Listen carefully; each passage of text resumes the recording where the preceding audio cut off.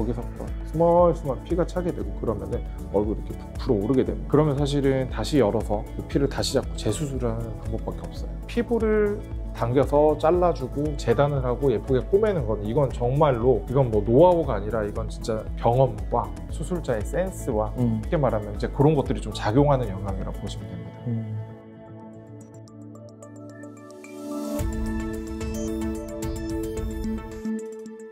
네, 안녕하세요. 안녕하세요. 원장님의 최고 기술인 성형 수술에 대해서 네, 얘기를 나눠보려고 하는데요.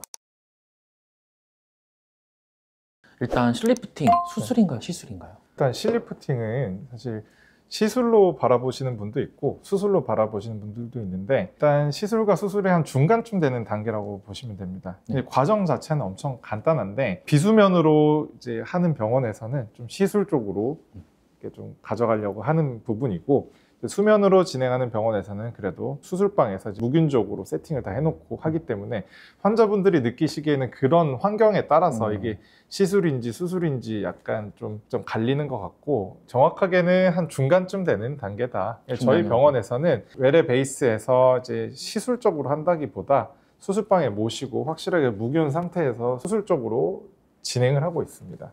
선생님, 그러면 시술과 수술의 중간 정도에 있다고 볼 수 있는데 실리프팅 원리를 좀 간단하게 설명 부탁드릴게요. 실리프팅의 원리는 우리가 이제 수술적으로 어떤 거상 수술이나 이런 것들은 사실은 이제 붙어있는 조직을 분리를 시키고 당겨주는 원리인데 실리프팅은 조직이 이제 구조에서부터 말씀드렸지만 붙어있는 조직을 분리시키지 않고 리프팅 실을 활용을 해서 어떤 조직 안쪽에 실을 걸어준 다음에 이 돌기가 달린 실이 이제 조직을 딱 물어주면 그게 이제 당겨주면서 조직을 이동시키는 원리를 활용한 수술이라고 보시면 됩니다. 실리프팅에 쓰이는 실 종류가 되게 다양하잖아요.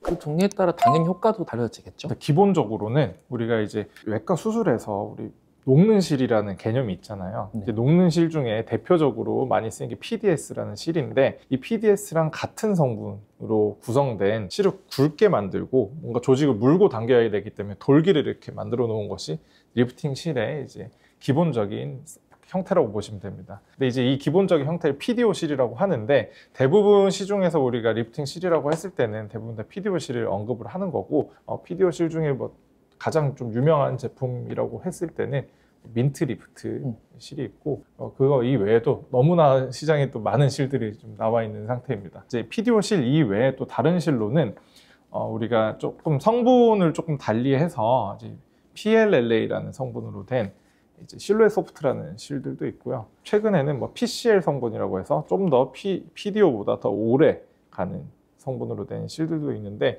대부분 이제 우리가 활용하는 실들은 PDO 실이 거의 대부분이다 이렇게 보시면 됩니다.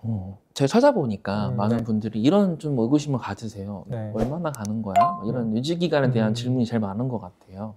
사실 실리프팅은 근본적인 문제를 해결해 준다기보다 이제 조직 안쪽에 조직을 걸어서 이렇게 안쪽을 이동시키는데 여기서 해결 안 되는 것은 이렇게 남는 피부가 정리가 안 되고 그리고 조직을 분리시켜서 당긴 게 아니기 때문에 이제 결국은 실의 힘으로 이렇게 당겨지고 있는 건데 이제 얼굴이라는 조직은 사실은 움직이잖아요. 우리가 식사를 하실 때, 뭐 말씀을 하실 때, 표정을 지을 때 우리 얼굴이 다 움직이게 되는데 그 움직임이 이제 초반에 이제 얘네들이 들어간 실들이 좀 유착이 이루어지려면 적어도 한 1개월에서 2개월 정도의 시간은 필요한데 그 사이에 얼굴을 좀 많이 움직이시거나 하시면은 아무래도 움직임의 방향 자체가 우리가 실이 위쪽으로 당기고 있다고 하면 얼굴을 아래쪽으로 이렇게 움직이게 되면 반대 방향이잖아요. 그런 경우에 조금씩 풀릴 수가 있습니다. 근데 이 부분은 실리프팅에서는 피할 수 없는 부분이기는 해요. 사실은 실을 걸고 당겼을 때 얼굴을 안 움직인 상태로 그대로 있다. 그럼 그대로 유지가 되겠지만 그렇죠.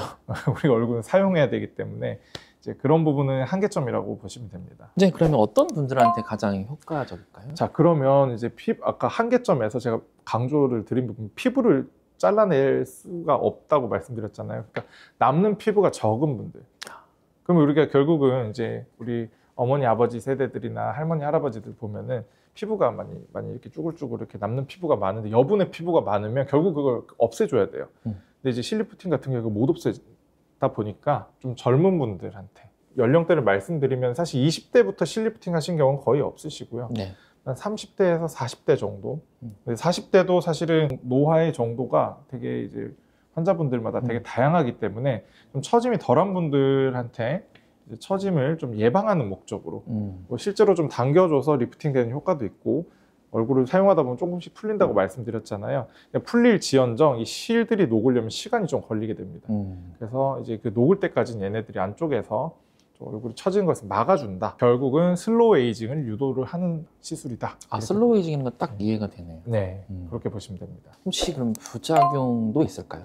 실리프팅의 부작용은 큰 부작용은 없는데 이제 실을 어떤 방법으로 어떻게 넣느냐에 따라서 사실 이게 좀 시술자의 스킬에 좀 좌지우지되는 부분들이 많이 있고, 그리고 두 번째는 피부가 너무 얇거나 조직이 너무 안쪽에 뭔가 이제 안쪽에 이제 걸어줄 조직이 풍부하다면은 사실 부작용이 생기기 크게 없는데, 이게 좀 얇으신 분들은 아무래도 실이 들어가서 당기는 경로가 조금은 울퉁불퉁해 보인다던가 살짝 비쳐 보인다던가 그런 증상들이 생길 수가 있고, 그리고 대표적인 부작용으로 말씀드리자면은 방금 말씀드린 뭐 약간 울퉁불퉁한 볼페임, 자입점이라고 하는데 실이 들어가는 부분이 좀 쏙 패인다거나, 그걸 이제 딤플 현상이라고 합니다. 그런 것들이 생길 수가 있고, 그리고 이제 그런 것들 이외에 대부분 그냥 초반에 생기는 이제 부작용이라고 할까, 이제 실 리프팅 후에 발생하는 현상이라고 하는 게 더 정확한데, 불편감이 있어요. 불편함. 네.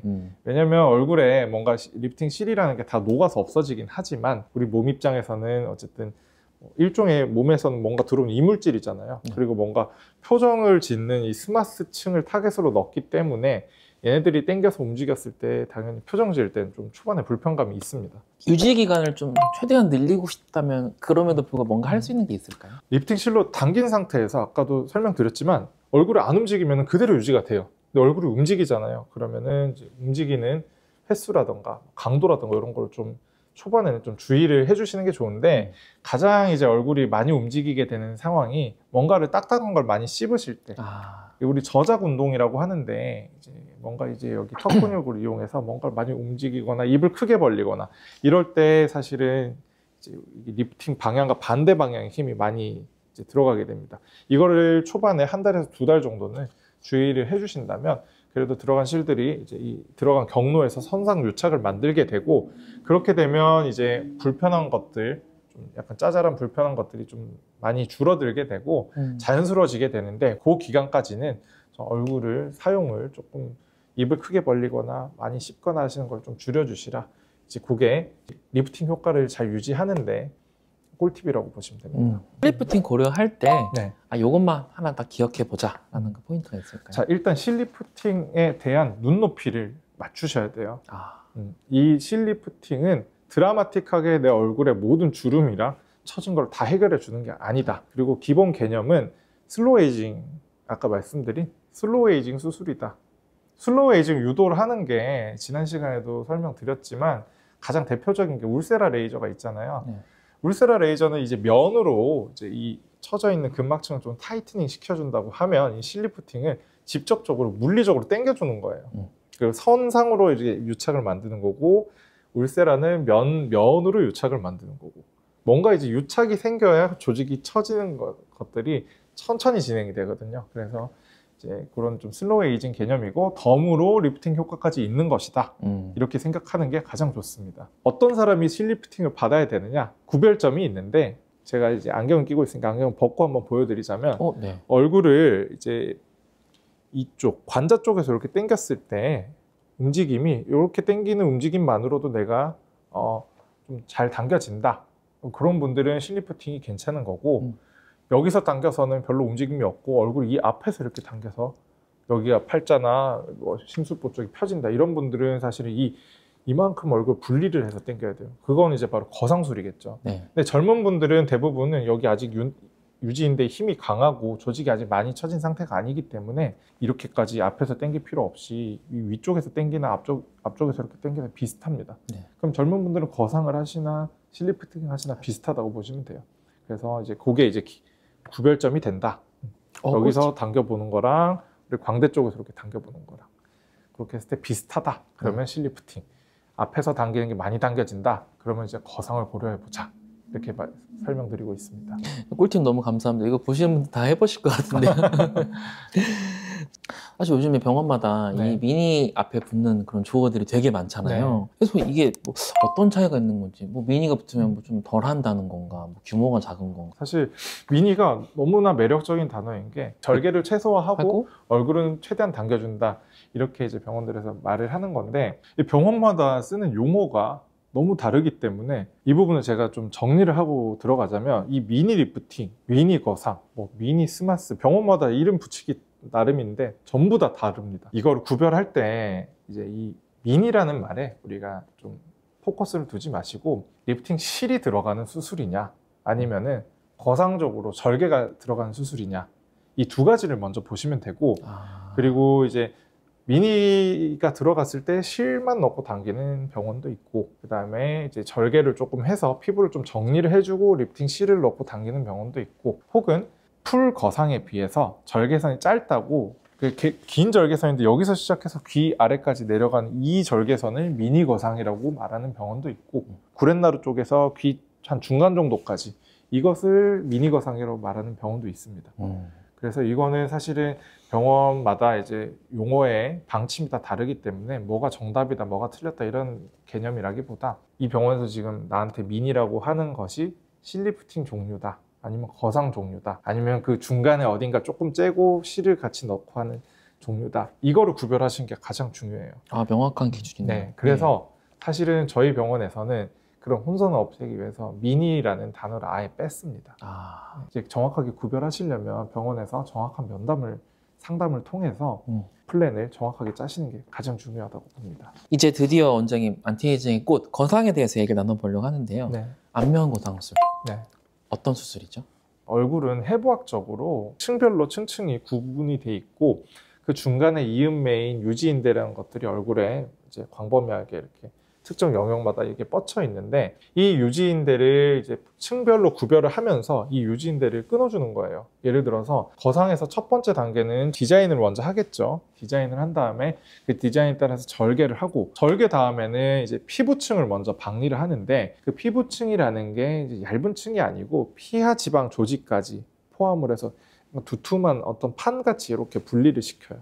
피부층 박리가 들어가고 나서 그 아래쪽에 깔려 있는 것들이 이제 근막층이라고 하는 스마스층, 탄력 조직인데, 이 탄력 조직을 또 분리를 해서 당겨주게 되고, 그럼 속살부터 안쪽에 이렇게 당겨지게 되겠죠. 속살이 이렇게 당겨지면 결국은 겉에서 이렇게 남는 피부가 생기는데, 그거를 이제 재단을 하고, 재단이라는 걸 잘라주는 거겠죠. 여분의 피부를 제거를 해주는 겁니다. 그리고 나서 이제 섬세하게 봉합을 해주고, 이러한 일련의 과정의 수술이 거상술이라고 보시면 되는데, 여기서 핵심 포인트는 아까 말씀드린 피부 박리에서 그치는 게 아니라 스마스층이라고 하는 근막층을 박리를 하게 되고, 그 근막층이 속살층입니다. 이 속살의 탄력 조직을 당겨주는 거예요. 유지인대 측면에서 봤을 때는 피부 박리는 유지인대를 가지를 끊어주는 거고, 근막층의 박리는 유지인대의 뿌리 쪽 줄기를 끊어주는 거예요. 그럼 이 단단하게 잡고 있는 조직이 풀리니까 안쪽 조직이 이렇게 좀 자유롭게 이동이 되겠죠. 그쵸. 그런 원리를 이용한 수술이라고 보시면 됩니다. 선생님, 그러면 이게 뭐 중안면, 뭐 네. 풀페이스 이런 여러 가지 네. 또 나눠지던데. 네. 또 아주 진짜 너무너무 좋은 질문이시고 너무너무 궁금하실 텐데, 미니 리프팅, 미니 거상처럼 거상 수술 종류에도 사실 병원마다 이게 붙이는 이름이 너무 많이 다양합니다. 근데 이것도 사실은 이름에 현혹되지 마시고 절개선이 어디까지인지, 내가 어디서부터 어디까지 절개를 하는지, 자, 거상의 의미가 있으려면 적어도 관자 쪽, 이 위쪽에서 시작해서 약간 헤어라인 따라서 이렇게 절개를 하고 귀 아래쪽까지 한 15cm 정도 되는데, 이 정도의 절개를 통해야지 여기서부터 이제 피부 박리가 들어가는데, 피부 박리가 이 정도까지 들어가고, 피부 박리가 넓게 들어가야 그 앞쪽에 근막을 또 박리를 할 수가 있어요. 그렇기 때문에 이제 이만큼을 째는 수술이냐, 아니면은 내가 이제 얼굴만 국한을 하는 게 아니라 귀 뒤 목까지 절개를 하면 이 박리 범위가 이렇게 더 넓어집니다. 이 절개선에 따라 구분을 하는 게 가장 정확해요. 원장님, 그 거상 수술 핵심인 그 스마스층에 대해서 네. 조금만 더 설명해 주실 수 있나요? 이 스마스층이라는 게 성형외과 의사가 아니면은 정확한 터미놀로지를 아는 사람이 거의 없을 겁니다.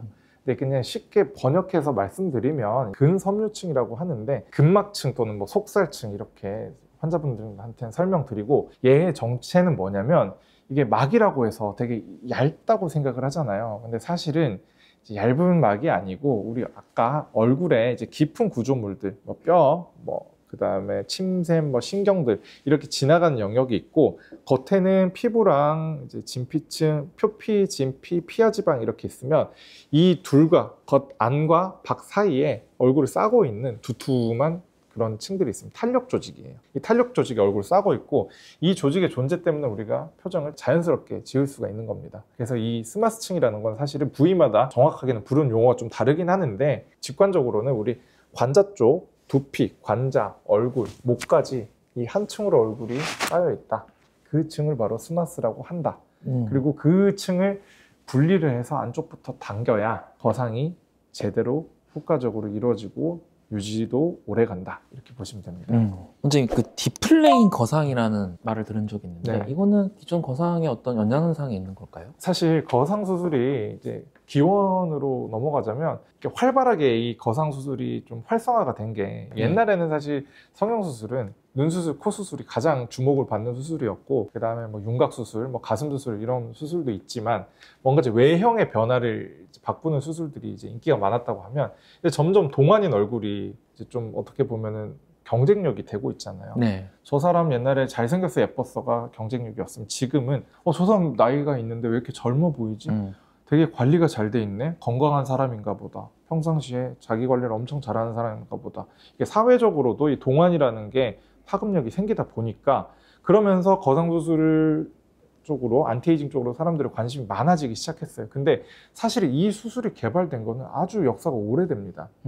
1970년대 말에 사실은 이제 이런 거상수술의 방법들이 개발되고 뭐 80년대 초반 이렇게 지나면서 아까 말씀드린 스마스층이라는 것들의 존재를 알게 되고 그럼 이제 우리 이 스마스층을 어떻게 다룰 것이냐에 대한 얘기들이 초반에 이제 대두됐던 방법들이 뭐 듀얼 플레인이라고 해서 피부를 방리하고 근막층을 방리하는 이 수술들은 듀얼 플레인이라고 그래요. 근데 이 듀얼 플레인들 중에 이 근막층을 어디서부터 어떻게 열어서 방리를 할 것이냐의 방법론적인 차이들입니다. 그리고 사실 딥플레인 거상도 이제 개발된 지는 오래됐는데 사실은 다른 거상술들에 비해서 제가 딥플레인을 선택해서 하는 이유는 예를 들어서 뭐 익스텐디드 플레인 같은 경우는 약간 팔자 쪽 당겨진 힘이 좀 약하다는 게 제가 느끼기에는 좀 한계점이라고 느꼈고 그다음에 하이스마스라는 방법도 그 다음에 대두된 방법인데 이거는 사실은 되게 안정적이고 수술도 심플하고 좋아요. 근데 좋은데 우리 동양인들 특히 한국인들 우리 몽골리안이라고 하잖아요. 우리 한국인들의 얼굴의 특징이 광대가 조금 커요. 광대가 크기 때문에 하이스마스로 이제 당기는 방향 자체가 수직성 방향인데 이 수직으로 이렇게 당기다 보면 광대가 커진 효과를 얻게 됩니다. 그렇네요. 사실은 서양인들한테 너무 적합한 방법이죠. 서양인들이 일부러 뭐 이제 광대 쪽을 더 부각시키려고 이제 그게 장점이다라고 이렇게 교과서에 설명이 되어 있는데 우리 동양인들한테 그게 장점이 아니라 단점이 광대가 큰데 거기다 엎친 데 덮친 격으로 더 크게 만들어 버리기 때문에 그렇네요. 저는 이제 단점이 있다고 생각을 했고 이제 제가 생각하는 딥플레인 방식은 피부 방리의 범위 자체가 좀 듀얼 플레인보다 조금 더 적어요. 대신에 이제 스마스층 근막 방리가 들어간 시점부터 피부와 근막이 통으로 이렇게 방리가 됩니다. 그래서 좀 훨씬 더 자연스럽게 얼굴이 당겨진다는 장점이 있고 피부 개사의 위험이라던가 이런 뭐 붓기라던가 이런 것들도 훨씬 더 줄어드는 장점이 있다고 보시면 됩니다. 이제 그러면 거상 수술이 뭐 아까 저희 그 전시 언급했던 실리프팅보다 기대 효과는 크지만 아무래도 이제 박리도 들어가고 하니까 흉터나 회복 기간에 대한 환자분들이 질문이 많으신 것 같아요. 통상적으로 어떻게 될까요? 회복 기간부터 먼저 설명드리자면 거상 수술 후에는 이제 우리가 뭐 피주머니라는 걸 좀 달게 되는데 피주머니가 사실 뭐 피만 안쪽에서 뭐 빨아들이는 게 아니라 이게 박리가 들어간 수술이다 보니까 안쪽에서 우리 체액 성분들이 고이는데 의학 용어로는 시로마라고 하고 뭐 한글로는 뭐 장액종이라고도 하는데 이름이 어려우니까 그냥 물이라고 할게요. 물이 나옵니다. 물이 나오고 혈액들도 조금씩 나오는 것들을 피주머니가 이렇게 쭉 빨아당겨서 고이는 것들을 좀 줄여주는 역할을 하게 되고 보통은 하루 내지 이틀 후에 병원에 오셔서 그 피주머니를 뽑게 됩니다.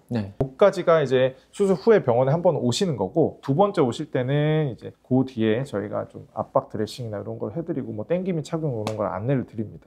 그리고 난 다음에 보통 실밥은 10일에서 14일 정도, 열흘에서 2주 사이에 이제 뽑게 되고, 그건 뭐 병원마다 조금씩은 프로토콜은 다른 것 같은데, 저 같은 경우에 한 열흘 정도쯤에 이제 뽑게 됩니다. 이게 장단이 있습니다. 이것도 실을 너무 빨리 뽑으면 좀 벌어질 확률이 높아지고, 너무 늦게 뽑으면 또 실 자국이 조금 남을 수가 있기 때문에 이제 적절한 시점에서 이제 뽑는 것을 진행을 하게 되고, 실밥까지 뽑고 나시면은 이제 이 상처가 안정화가 되기까지가 좀 시간이 걸리긴 하는데, 보통 연고 한 3일에서 5일 정도 더 발라주시고 그 다음부터 흉터 연고 바르시면서 관리를 하시게 됩니다. 이제 1차적인 회복 기간은 2주에서 3주 정도로 말씀을 이렇게 드리는 거고, 뭐 2, 3주 동안 못 움직이거나 그러신 거 전혀 아니시고요. 피주머니 뽑고 난 다음에 일상생활 좀 그냥 전혀 지장 없게 하실 수 있으시고, 멍이랑 붓기 같은 경우도 사실 특별한 이벤트만 없다면 그 2, 3주면 거의 다 빠지고 좋아집니다. 물론 개인의 체질에 따라서 멍이 잘 드는 경향인 분들 같은 경우는 멍이 조금 더 가긴 하는데, 이거는 뭐 환자분들마다 좀 레인지가 다르기 때문에 딱 집어서 말씀드리긴 좀 어려운 부분이고, 대략적으로는 한 2주에서 3주 정도면은 불편한 건 대부분 다 좋아진다. 그리고 이제 2차적인 회복까지 말씀드리려면 수술 직후에 한 2, 3주 정도까지가 뭐 1차 회복 기간이라고 한다면, 2차 회복 기간은 뭐 잠붓기가 빠지고 뭐 가벼운 뭐 증상들, 약간 뭐 얼굴 표정이 조금 덜 지어진다던가 부자연스럽다던가 잡멍 같은 것들, 이런 것들이 빠지는 시기는 보통 한 달에서 2달 정도 이렇게 보시면 되고, 그때는 사실 불편한 거는 특별하게 없습니다. 그리고 이제 중요한 거는 흉터 관점에서 보자면, 이게 절개가 긴 수술이니까 흉터가 많이 남는다 생각할 수가 있는데, 흉터가 보이는 시기 같은 경우는 이제 꼬매고 실밥 풀고 나면 이제 붉은 기운이 좀 남게 되는데, 이 붉은 기운이 빠지는 시기까지는 흉터가 눈에 당연히 이제 조금씩은 보일 수밖에 없고, 그 시기가 보통 3개월에서 6개월을 설명드립니다. 그리고 이제 붉은 기운이 빠지고 난 다음에는 흉터가 점차 성숙이 되고, 성숙된 흉터는 완성이 되는데 보통 한 1년 정도로 보게 됩니다. 1년에서 한 2년 정도 지나고 나면 사실은 이제 흉터가 이제 그때 이제 평가를 할 수가 있는 거죠. 네, 그래서 사실 흉터 같은 경우는 제일 중요한 게 안 보이는 라인으로 세팅을 하는 게 가장 중요하고, 디자인이 가장 중요합니다. 절개선이 이제 그래서 헤어라인 쪽보다 살짝 안쪽으로 이렇게 들어가서 헤어라인 따라서 이렇게 들어가는 편이고, 그리고 너무 막 구렛나루 모양대로 이렇게 너무 내려오면 이게 나중에 또 흉터처럼 뛸 수 있기 때문에 자연스럽게 여기서 곡선을 그리면서 내려오고, 귀 앞 같은 경우는 이제 연골이 이렇게 자연스럽게 접히는 라인이 있습니다. 거기가 이제 원래 이제 골이 지는 곳이고 주름이 지는 곳인데, 그 라인에 따라서 절개를 하고 박리를 하고 예쁘게 꼬매주면 나중에 정말 감쪽같이 티가 안 납니다. 꼭 지켜야 될 주의사항이 있을까요? 지켜야 될 주의사항으로는 수술 후에 아무래도 초반 회복 기간이 중요한데, 거상 수술은 이제 박리가 넓게 들어가고 어쨌든 모세혈관들이 이제 어느 정도 분리가 되면서 아무리 꼼꼼하게 지혈을 한다고 해도 혈압이 올라가거나 갑자기 힘을 주거나 하시게 되면은 지혈이 된 모세혈관에서 탕 하고 이제 피가 터지면 거기서부터 스멀스멀 피가 차게 되고, 그러면은 얼굴이 이렇게 부풀어 오르게 됩니다. 그러면 사실은 다시 열어서 그 피를 다시 잡고 재수술을 하는 방법밖에 없어요. 그래서 초반에 한 하루에서 이틀 정도는 좀 최대한 붓기를 빼기 위해서 머리가 심장보다 높게 있는 게 가장 중요합니다. 그래서 좀 누워 주무시는 것은 조금은 피해 주시는 게 좋아요. 그래서 뭐 소파나 이런 데 약간 이렇게 기대서 주무시고, 목의 자세가 뒤로 살짝 젖혀지는 이런 자세가 이제 중립 자세라고 하는데, 이럴 때 얼굴에 올라가는 텐션이라던가 혈압 같은 것들이 올라가는 걸 좀 예방을 할 수가 있다, 이렇게 보시면 됩니다. 이렇게 편안하게 누우셔서 좀 내가 그동안 못 봤던 그런 넷플릭스 시리즈 같은 것도 좀 보고, 영화도 좀 보시고, 그러면서. 선생님, 그러면 이제 거상 후에 이 눈꼬리가 좀 과하게 올라갔다든지 해서 좀 부자연스러운 얼굴이 나오는 경우도 있잖아요. 그런 경우를 좀 안 능글하려면 어떻게 해야 되나요? 사실은 이거는 이제 영업 비밀인데, 제가 오늘 좀 말씀드리겠습니다. 거상 수술 후에 얼굴이 조금 부자연스러워 보이는 얼굴들이 약간 넙치형 얼굴이 된다고 해가지고 이렇게 옆으로 당겨지고 광대는 부각되고 눈꼬리는 이렇게 올라가고, 이제 그런 현상들이 생길 수가 있는데, 사실 눈꼬리 같은 경우는 거상 수술 방향성 자체가 위쪽으로 당겨지는데, 눈은 바깥쪽 외양각 인대라는 거에 의해서 고정이 돼 있어요. 그렇기 때문에 눈꼬리는 올라가더라도 올라간 눈꼬리는 사실은 2개월, 3개월 지나면 원래대로 이렇게 돌아오요. 피부에 이제 장력이 좀 떨어지면서 이렇게 돌아오는 편이고, 이제 그런 것보다 광대 쪽이 부각되지 않게끔 세팅을 하는 게 중요한데, 그래서 이제 제가 이제 디플레임 방식으로 진행을 하는 거고, 디플레임 방식으로 진행을 했을 때도 좀 약간 변형을 줘서 당기는 방향성 자체를 팔자 쪽은 약간은 이 수평 방향보다 약간 15도에서 20도 각도로 이렇게 당겨주고 그 다음에 아래쪽은 수직 방향으로 이렇게 당겨주는 방식을 택하고 있습니다. 그렇게 되면은 자연스럽게 이제 팔자 쪽은 옆으로 당겨지고 이제 얼굴 쪽은 하안부는 위쪽으로 당겨지고, 그럼 이제 만나는 점이 여기 광대뼈 밑에 요 지점에 조직들이 모이잖아요. 그러면은 부가적으로 광대미 꺼짐, 우리 땅콩형 얼굴이라고 하는데 이 땅콩형 얼굴까지 개선된 효과까지 줄 수가 있어요. 그리고 마지막에는 이제 스마스층을 그렇게 조작을 하고 피부를 당겨서 잘라주고 재단을 하고 예쁘게 꼬매는 건, 이건 정말로 이건 뭐 노하우가 아니라 이건 진짜 경험과 수술자의 센스와 쉽게 말하면 이제 그런 것들이 좀 작용하는 영역이라고 보시면 됩니다. 원장님 생각하시는 네. 좋은 거상이랑 나쁜 거상의 차이가 있다면? 제가 이건 솔직하게 말씀드리면은 환자분들 입장에서는 절개선밖에 안 보여요.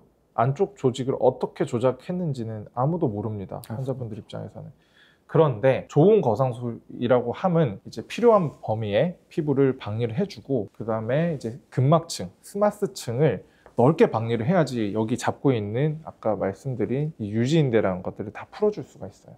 이 넓은 스마스층의 박리와 적당한 범위의 피부의 박리, 이 두 가지가 조합이 돼서 내 얼굴에 이제 처진 부분들을 복원을 시켜주고 그 모양까지 자연스럽게 만드는 것들, 이런 것들이 이제 좋은 거상술이라고 보시면 되고, 반면에 이제 나쁜 거상술이라고 하면 박리 범위가 작고 안쪽에 있는 스마스층을 조작하는 게 크게 보면 세 가지 방법이 있는데, 스마스층이 이렇게 바닥에 있다고 치면은 우리가 어떤 외과용 봉합사로 이렇게 여기를 떠서 묶어서 당겨서 꼬매주는 거예요. 그냥 묶어서 당겨서 꼬매주는 겁니다. 그런 방법이 스마스 플리케이션이라고 합니다. 두 번째는 스마스를 좀 잘라주는 거예요. 스마스도 늘어져 있으니까 얘가 남는 부분이 있을 거잖아요. 그럼 이걸 잘라주고 그냥 그 상태로 이렇게 당겨서 붙여주는 거예요. 네. 이걸 스마섹톰이라 그래요. 액톰이라는 거는 뭔가 잘라준다는 뜻인데 스마스를 잘라준다. 그리고 세 번째가 스마스 엘리베이션, 스마스를 이제 분리를 시켜서 당긴다. 물론 이게 첫 수술이냐 재수술이냐 그리고 스마스 층의 상태가 어떠냐에 따라서 이제 좀 달리 적용하는 경우도 있는데, 사실은 이제 그런 특별한 이유가 있어서 뭐 스마스 플리케이션이나 섹토미를 선택하는 것이 아닌 이상에는 스마스층을 분리를 시켜서 당기는 수술이 좋은 거상술이다 이렇게 보시면 되고, 이제 그런 테크닉을 적용 안 하는 경우에는 아쉬운 거상술이다. 그럼 그 결과는 환자분들이 누구보다 더 잘 아실 겁니다. 그렇겠네요. 선생님, 그러면 이제 이마 수술 얘기해 볼 건데요. 저희 리프팅하면 보통 주름 편다 이렇게 네. 좀 브로드하게 알고 있는데 이마 수술은 어떻게 좀 구체적으로? 그러니까 이마 수술 같은 경우는 이마 주름 때문에 하시는 분들도 있고, 그 다음에 이제 눈썹 높이가 이렇게 내려오면서 생기는 변화 때문에 답답해 보이는 인상이랑 그 다음에 눈꺼풀이 내려오면서 쌍꺼풀 라인도 옅어지고 저처럼 이렇게 살이 많은 분들은 이렇게 내려오면서 짓물리는 경우도 있습니다. 그거를 해결하기 위해서 이제 진행하는 경우, 이렇게 크게 보면 두 가지 경우가 있다고 보시면 되고, 이게 이제 들어 올리는 수술의 개념이고, 반대로 이마가 너무 넓으신 분들은 뒤쪽을 내려서 이마를 축소하는 경우, 이것까지 포함하면은 이제 세 가지 경우 때문에 진행하는 수술이다 이렇게 보시면 됩니다. 그러면 뭐 내시경 이마 거상, 이마 절개 거상은 다른 건가요?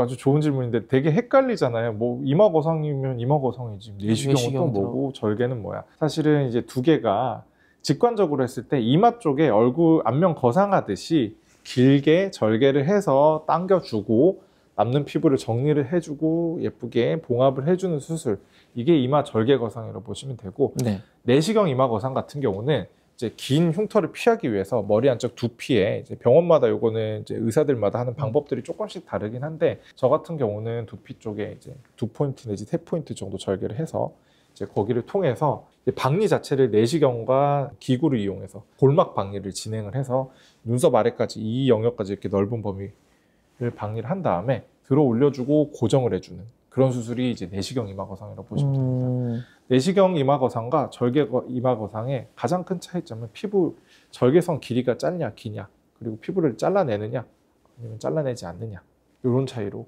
구별된다고 보시면 됩니다. 눈썹이 처져서 쌍꺼풀을 덮이는 경우, 그때는 눈썹파 거상, 이마 거상 어떤 게 더 좋은? 사실 눈썹이 처지는 경우에는 직관적으로 눈썹 밑에 피부를 이제 정리를 해주는 눈썹파 거상 수술이 있는데, 이게 이제 가장 간단하게 하는 수술입니다. 그 눈썹을 들어 올리는 수술, 그 다음이 이제 이마 거상술이라고 보시면 되고, 가장 상위 단계는 이 두 개를 동시에 하는 거예요.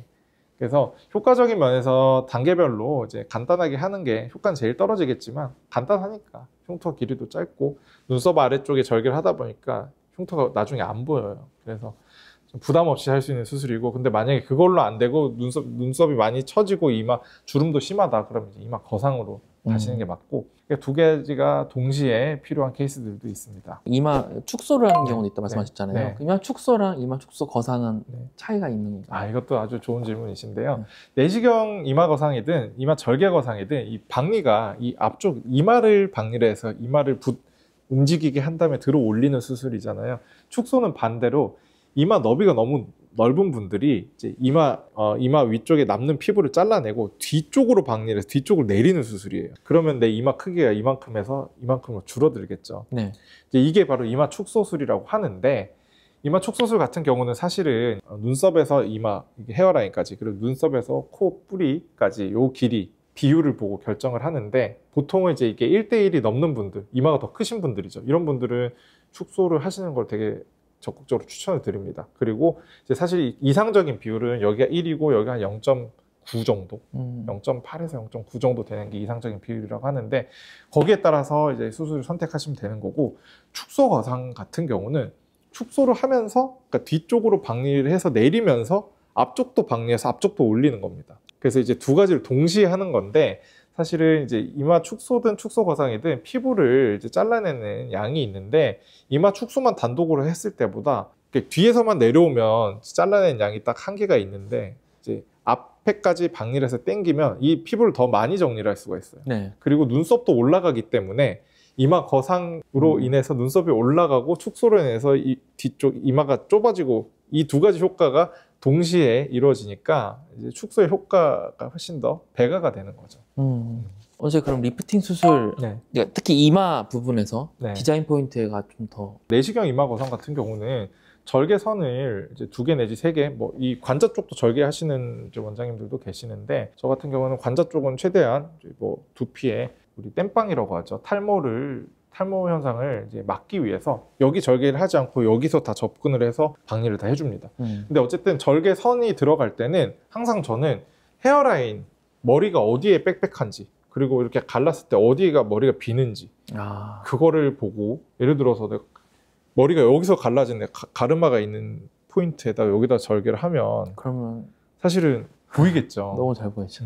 이제 그런 것들을 피해서 하는 이제 기준이고, 뭐 미드라인까지 절개가 들어간다면 미드라인 기준으로 양쪽에 양옆으로 뭐 2cm 그 근방에서 이렇게 하는데, 딱 정해놓고 하는 게 아니라 환자분의 헤어라인에 따라서 모발의 빽빽한 정도, 가르마 모양 이런 거에 따라서 이제 절개를 하게 됩니다. 그리고 이마 절개 거상의 같은 경우는 사실은 헤어라인 안쪽으로 살짝 한 2mm에서 한 3mm 정도 안쪽으로, 저는 그냥 자연스럽게 헤어라인 모양을 따라서 이렇게 절개를 하는 편인데, 흉터의 장력을 줄이기 위해서 지그재그 형식으로 하는 병원들도 있고, 사실 근데 저는 지그재그 형식으로 하는 거 선호하지는 않습니다. 왜냐면은 지그재그 자체가 나중에 눈에 띄어요. 그냥 헤어라인 모양대로 이렇게 가고, 봉합을 완벽하게 층별 봉합을 잘 해주고, 이 마지막에 피부 단차를 완벽하게 잘 맞춰주면 정말 눈에 안 띄게 되는데, 이게 아무래도 이렇게 지그재그 모양으로 가다 보면 그 단차 맞추는 게 조금 애로사항이 좀 생길 수가 있고, 이 모양 자체가 자연스러운 모양이 아니잖아요. 그래서 약간은 그 자체가 조금이라도 거기 흉터가 나면 눈에 띌 수가 있습니다. 결론적으로는 이제 헤어라인의 뭐 위치와 모양, 그리고 모발의 내시경 이마 거상 같은 경우는 모발의 빽빽한 정도, 가르마, 방향, 뭐 가르마의 위치, 이런 것들을 다 고려해서 이제 디자인을 하는 것이 그 흉터를 숨기는 거죠. 그게 가장 중요하다고 봅니다. 이마 거상을 고려할 때 현실적으로 알아야 될 한 가지만 딱 정리해 주세요. 이마 거상을 고려하실 때는 아무래도 박리가 이마 거상도 이마 전체 면적이 들어가고, 이 뒤쪽으로도 일부분 정수리 정도까지 들어가는데, 이 정도의 넓은 박리를 하게 되면 감각이 떨어지게 돼 있어요. 절개 거상도 마찬가지고, 이 박리가 넓게 들어간 수술들은 거상 수술, 얼굴 거상, 뭐 목 거상 다 마찬가지로 감각이 떨어지게 되는데, 이거는 당연한 현상이에요. 왜냐면 붙어있는 조직 분리를 시켰기 때문에 우리가 이 감각신경들이 막 뻗쳐 있는 것들이 분명히 어딘가에서 끊겼을 텐데, 감각신경 문제가 될 것이 없는 게 100% 다 돌아와요. 근데 다만 돌아오는 과정에서 시간이 좀 오래 걸리고 한 6개월 전후는 잡아야 됩니다. 길게 가는 분들은 이제 12개월 정도까지 가는 경우도 있고, 그리고 두 번째는 이제 이상 감각이라고 하는데 감각신경이 회복이 되면서 뭔가 얘네들이 좀 해롱해롱 되는 단계에서 제정신을 차리려면 시간이 걸리는데 그 해롱해롱 되는 단계에서 자극을 다른 식으로 느끼게 될 수가 있어요.